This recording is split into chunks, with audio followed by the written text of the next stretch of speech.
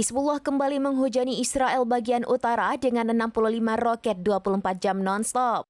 Imbas serangan itu, warga Israel dilaporkan sekarat dan terkapar di jalanan.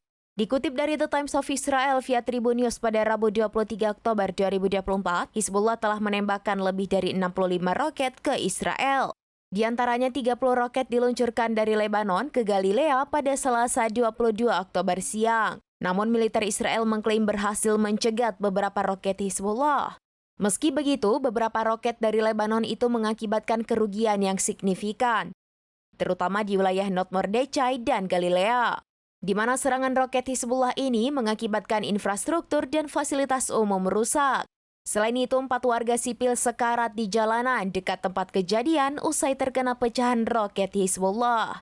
Layanan ambulans Majen David Edom mengatakan korban terkena pecahan kaca dan dievakuasi ke rumah sakit. Dalam video yang beredar pun terlihat warga Israel tergeletak tak berdaya di jalanan.